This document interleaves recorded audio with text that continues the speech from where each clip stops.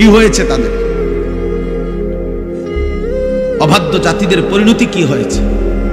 আমরা কথায় কথায় বলি, দেখা যাক শেষ হাসিটা কে হাসে। বলে না 12 তারিখ দেখা যাবে শেষ হাসি কে হাসে। না না, খোদার কসম, আখেরাতে হাসরের মাঠে দেখা যাবে শেষ হাসিটা কে হাসে। 12 তারিখ ফয়সালা হবে না, 12 তারিখের পরেও পৃথিবীতে নির্বাচন হবে। কথা বুঝেন নাই? 12 তারিখের পরেও কি হবে? নির্বাচন। 12 তারিখ সকালেও বহু লোক মারা যাবে, যিনি 11 তারিখ পর্যন্ত নির্বাচনের কাম করছে, উনি 12 তারিখ সকালে মরে যাবে। শূন্য 12 তারিখ সকাল 10টা বাজেও লোক মারা যাবে, 12 তারিখ দুপুরবেলাও লোক মারা যাবে। অতএব তো উনি দেখবে কেমনে? উনি তো ভাবছিল থাকবে, উনি তো নাই। অতএব আমরা যেমন দুনিয়াতে বলি দেখা যাক শেষ হাসিটা কার। আল্লাহ বারবার কোরআনুল কারীমের মধ্যে বলছে, বান্দা শেষ হাসিটা মুত্তাকির, ওয়াল আকিবাতু লিল মুত্তাকিন। এই যে কোরআনের আয়াত, এই কথা আল্লাহ বারবার বলছে, ফাসবির ইন্নাল আকিবাতা লিল মুত্তাকিন। আল্লাহ বলছে, বন্ধু একটু সবর করেন, আমি আল্লাহ বললাম শুভ পরিণাম, উত্তম পরিণতি মুত্তাকিদের জন্য। শেষ হাসি মুত্তাকি হাসি। বাল ইয়াউমাল্লাযীনা আমানু মিনাল কুফফারি ইয়াদহাকুন। কোরআন শরীফের আয়াত। আল্লাহ বলে, সেদিন হাসরের দিন আমার সমস্ত ঈমানদার বান্দা বেঈমান কাফের নাফরমানদেরকে দেখে হাসবে। খটর খটর এটা বন্ধ করবানি ইব্রাহিম, এতক্ষণ লাগে এগুলো ঠিক করতে। জি, আল্লাহ তাআলা বলেন, ফালিয়াউমাল্লাযীনা আমানু, সেদিন কিয়ামতের দিন নাফরমান পাপীদেরকে দেখে ঈমানদার হাসবে। ইয়াদহাকুন মানে হাসবে, হাসবে আর বলবে, ডাক দিয়া বলবে বেঈমানকে, আল সুবিবাল কুফফারু মা কানু ইয়াফআলুন। এ ছেলে, নিষেধ করলাম না বাবা, ফাজলামি করো কেন? আবার হাসে। ঠিক আছে তো, হাল সুবিবাল কুফফারু মা কানু ইয়াফআলুন। কোরআন শরীফে আছে, ঈমানদার সেদিন ডাক দিয়ে বলবে, কি খবর বেঈমান, যা করেছিলে দুনিয়ায় তার বিনিময় পেলে তো? এখন কেমন লাগতেছে? এক এক লাথি ফেরেশতার কেমন লাগতেছে? জাহান্নামের এক এক আগুন কেমন লাগতেছে? খোদার কসম, এটা কোরআন শরীফের আয়াত। সেদিন ডাক, কোরআন শরীফে আছে, ঈমানদার জাহান্নামীকে ডাক দিয়া বলবে, আফামা নাহনু বিমাইয়িতিন। আর কোনদিন মানুষ অনেক সময় লজ্জিত হইলেও অনেক সময় কয়, আচ্ছা দেখমু বেটা, মাতবরি করস কয়দিন, এরম বিপদ তোরও হইতারে। হ্যাঁ, আমি একটা ফেসে পড়ছি দেখে একেবারে হাসরে। তো আল্লাহ তাআলা বলেন, ঈমানদার জান্নাতি বান্দা সেদিন বেঈমানের দুঃখ কষ্ট যন্ত্রণা লজ্জা অপমান আরো বাড়ায় দিবে। এই কথা বইলা যে, দোস্ত আর কোনদিন তোরও মৃত্যু হবে না, আমারও মৃত্যু হবে না, আমার সুখ আর শেষ হবে না, তোর কষ্ট আর কোনদিন শেষ হবে না। আফামা নাহনু বিমাইয়িতিন।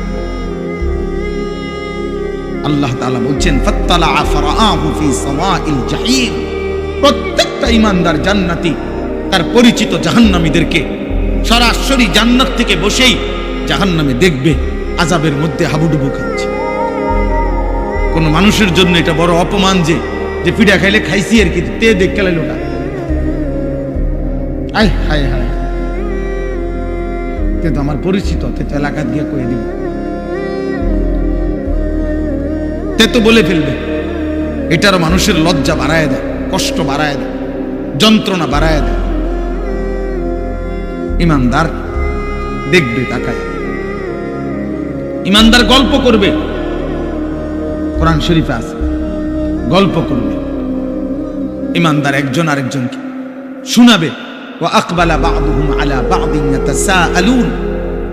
এক জান্নাতি আরেক জান্নাতীকে মুখোমুখি হয়ে গল্প করবে আর বলবে, অমুক অমুক দুনিয়াতে আমার পরিচিত ছিল, যারা আমাকে বলতো আখিরাত হবে না, যারা আমাকে বলতো নাফরমানি আর অস্থিরতার অসভ্যতার মধ্যে ডুবে থাকতে, আমি আল্লাহর রহমতে তাদের কথা না শুনে আল্লাহর গোলামি করে গেছে, আল্লাহ বলবেন হাল আনতুম মুত্তালিউন, তোমার সেই নাফরমান বন্ধু তাদেরকে দেখবা? ফাত্তালা ফারাআহু ফি সাওয়াইল জাহিম, আল্লাহ বলে সেদিন ইমানদার জান্নাতি বান্দাকে আল্লাহ তাআলা ওই জাহান্নামী নাফরমান পরিচিতদেরকে দেখাবে যে দেখো তাদের পরিণতি কি হয়েছে। তোমার এলাকার মদখোরের কি অবস্থা খবর নাও, দেখো দেখো তুমি দেখো তোমার এলাকার নেশাখোরের অবস্থা কি দেখো, তোমার এলাকার ওই চরিত্রহীন লম্পট যুবকের হালাত দেখো, যে মনে করছে চুলের, আমাদের কিছু ছেলে দেখবেন শুধু এই চুলটা বাম দিকে ফিরাইতে পারে এমনি, এই এতটুকুর কারণে কেউ তাকে কিছু বলে না, সে এটাকে অনেক কিছু মনে করে। সে মনে করে তার জীবনের সফলতা যে আমি যে বেঈমানের মতো চুল রাখতে পারি অথচ কেউ বাধা দেয় না, এটা আমার জীবনের সফলতা। না রে আব্বা, এটা তোর জীবনের ব্যর্থতা, তোকে কেউ ফিরায় না, তোকে কেউ ফিরায়। অনেক যুবক মনে করে, অনেক মেয়ে ছেলে মনে করে আমি যে সারা রাত মোবাইলে নারী ছবি জেনা ব্যভিচার দেখতে পারি, অথবা কোনো ছেলের সাথে হারাম সম্পর্ক করছি, কোনো মেয়ের সাথে হারাম সম্পর্ক করছি, কারো যে সাহস নাই আমাকে বাধা দেওয়ার, মা বাবা আত্মীয় স্বজন, এটা আমার জীবনের সবচেয়ে বড় ক্রেডিট, আমার যৌবনের অহংকার এটা। আমার বাপের ক্ষমতা নাই, আমার মার ক্ষমতা নাই, আমার স্বজন কারো ক্ষমতা নাই আমারে কিছু বলবে, এটা সে মনে করছে অনেক বড় কৃতিত্ব। আল্লাহর কসম এটা কৃতিত্ব না, এটা তোর উপরে আল্লাহর লানত। আল্লাহর লানত করার কারণে তোর স্বজন সবাই তোর থেকে মুখ ফিরাই দিচ্ছে। কারো আর বিষয়টা এমনই যে জাহান্নামের আগুনের কাছে চলে গেছে, কেউ ভাবতেও আসে না যে ওরে টেনে ধরা দরকার, যা পড়ে যা, বাদতে খাল্লি বেটা, আগুনে পুড়ুক নালে ডুবে মরুক, বাদতে বেটা। আমরা কিতাবে পড়ছি, শেখ সাদি রাহমাতুল্লাহ আলাইহি বলতেন, ইন্না মিন আযমি নিআমিল্লাহ আলা আবদিহি আন ইউওয়াফিকাহু লিসুহবাতিল আখিয়ার। আল্লাহ তাআলা কোন বান্দার উপরে শ্রেষ্ঠতম নিয়ামত দিয়েছেন কোন বান্দার উপরে, এটা একটা আল্লাহর একটা বড় নিয়ামত কারো উপরে, যে আল্লাহ কাউকে একজন নেককার, ইমানদার, মুত্তাকি, অভিভাবক, সঙ্গী, আপনজন তার জন্য জুটাই দিয়েছেন। এটা তার উপরে আল্লাহর বড় নিয়ামত, যে তাকে টেনে ধরে না, তুমি এটা করতে পারবা না, এটা হারাম, এটা হালাল, যে তাকে আল্লাহ চিনায়, আখিরাত চিনায়।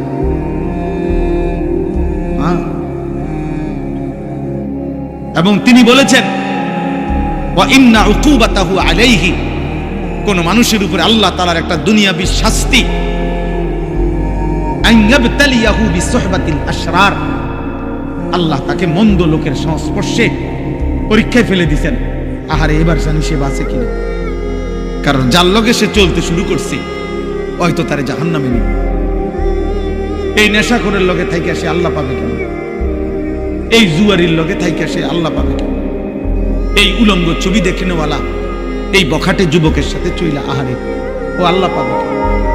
এই বেপর্দা, বেহায়া, বেশরম মেয়ে এ তো প্রেমের ফাঁদে পেলে তার জীবন যৌবন, অর্থ সম্পদ, শক্তি, সামর্থ্য সব শেষ করে একদিন তো তারে পথের ফকির বানায় দেবে, ফকির বানাই দেবে। এটা কোনো মানুষের উপরে আল্লাহর শাস্তি, যাকে আল্লাহ তাআলা কোনো মন্দ লোকের সংস্পর্শে পরীক্ষায় ফেলে দিয়েছে। আন ইয়াবতালিয়াহু বিসুহবাতিল আশরার। এজন্য দোস্ত, এটা বহুত বড় নিয়ামত বুঝা যে আমি আল্লাহ চিনি কিনা, আমার আখিরাত মনে পড়ে কিনা। 24 ঘন্টায় যার কখনো আল্লাহর কথা মনে পড়ে না, এ তোর কেমন জীবন বেটা? তুই কিসের মুসলমান? 24 ঘন্টায় যার একটা সেজদা দিবার কথা মনেই আসে না, মনেও পড়ে না, এটা মানুষ না জানোয়ার? জিজ্ঞেস করা দরকার, এটা মানুষ না জানোয়ার? জিজ্ঞেস করা দরকার। 365 দিনে যার একবারও মনেও পড়ে না যে আমি তো মুসলমান, আমার উপরে ফজরের নামাজ ফরজ, এক বছরে এটা কিসের মানুষ, এটা কিসের মুসলমান, কিসের মুসলমান? ভাত খায়, ঘুম যায়, পেশাব পায়খানা করতে, তো এগুলা তো সকলেরই পূরণ পায় না। দুনিয়া ভোগ করে, আরে তো দুনিয়া তো জানোয়ারও ভোগ করে, দুনিয়া তো গরু ছাগলও ভোগ করে। মিয়া দুনিয়া ভোগ করে আশ্চর্য কি বলে?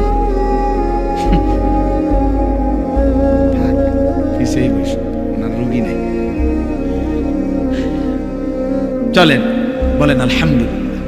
অতএব ভাই আমার, বাবা আমার, নওজোয়ান সাথী,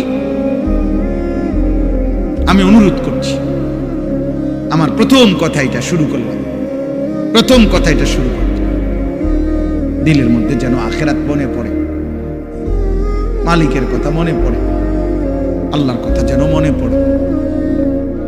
জীবনটা শুধুই শুধু সারাক্ষণ তামাশায় তামাশায় যেন না কাটে। আল্লাহ তাআলা কোরআন কারীমের মধ্যে এটা বলছেন, বান্দা ইয ক্বালা লাহু কওমুহু লা তাফরাহ ইন্নাল্লাহা লা ইউহিব্বুল ফারিহিন। অহংকার করো না বান্দা, আল্লাহ অহংকারীকে পছন্দ করেন। ওয়ালা তামশি ফিল আরদি মারাহা, জমিনে অহংকার গর্ব করে চলো না। ইন্নাকা লান তাখরিকাল আরদা ওয়া লান তাবলুগাল জিবালা তুলা।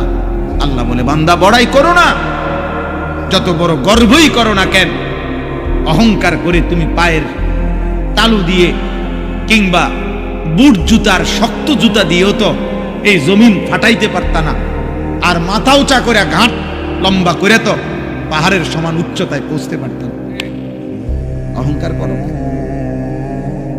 এক বুজুর্গ এক যুবককে আল্লাহর পথে চলতে বলছিলেন, আর ওই যুবক বলছিল, আপনি চিনেন আমি কে? হাল তারিফুনি, আপনি চিনেন আমাকে, আমি কে? কথা বলে। তখন ওই আল্লাহর প্রিয় বান্দা বলছে, হ্যাঁ যুবক, আমি তোকে চিনি, আমি তোর পরিচয় বলতেছি, শোন। আউয়ালুকা নুতফাতুন কাদিরা, তোর শুরু হলো দুর্গন্ধময়, বিশ্রী দুর্গন্ধময় নাপাক এক ফোঁটা বীর্য। ওয়া আখিরুকা মাইতাতুন গালিজা, আর তোর শেষ পচা লাশ। ওয়া বাইনা যালিকা তাহমিলুল আযরা, আর মাঝখানে হায়াতের এই সময়টুকু তুই পেটে বহন করছিস কিছু পায়খানা। এই হলো তোর পরিচয়। কিসের অহংকার করছিস বেটা? শুরুটা যার দুর্গন্ধময় নাপাক বীর্য থেকে, শেষটা হয়ে যাবে যার পচা গন্ধা লাশ, মাঝখানে যার পেটে 24 ঘন্টা পায়খানা। আল্লাহ তাআলা যদি কুদরতি ভাবে ডেকে না রাখতেন, এক জাররা ছিদ্র করে দিতেন, তো তোর নাপাক দুর্গন্ধে তোর গোটা দেশ, সমাজ, মহল্লা দুর্গন্ধ হয়ে যেত। বড়াই করছো কেন? কিসের বড়াই করছেন? আল্লাহ আমাদেরকে বুঝতাম। প্রিয় ভাই, প্রিয় নওজোয়ান, পর্দার আড়ালের মা বোন, বয়স্ক বাবা, প্রত্যেকের এটা উচিত, আমাদের এটা ভাবা, আমাদের এটা ফিকির করা, কে আমি, কোত্থেকে আসলাম, আমাকে কে পাঠাইলেন, কেন পাঠাইলেন। আত্ম উপলব্ধি। আমি এই কথাটাই শুরু করছিলাম যে আল্লাহ তাআলা কোরআনুল কারীমের মধ্যে বারবার বলছে, বান্দা আমি চাচ্ছিলাম তুমি উপদেশ গ্রহণ করো। এতগুলো কথা আমি আল্লাহ নাজিল করছি উপদেশের জন্য, তোমার দিন নাড়াইবার জন্য, তোমার কলিজা যেন নড়ে, বিবেক যেন নড়ে। আমি আল্লাহ এটা চেয়েছি, লাআল্লাকুম তাযাক্কারুন, লাআল্লাহুম ইয়াতাফাক্কারুন, বান্দা যেন ভাবে। ইন্না ফি যালিকা লাযিকরা, আল্লাহ বলেন আমার এই কোরআনের মধ্যে রয়েছে উপদেশ। লাকাদ কানা ফি কাসাসিহিম ইবরা, আল্লাহ বলে পূর্ববর্তী জাতির ঘটনাগুলোর মধ্যে রয়েছে উপদেশ। ইন্নামা ইয়াতাযাক্কারু উলুল আলবাব, আল্লাহ বলেন আমার এই কোরআন থেকে প্রত্যেক বিবেকবান, যার বিবেক আছে, সে নিশ্চিত এই কোরআন থেকে উপদেশ গ্রহণ করবেই করবে।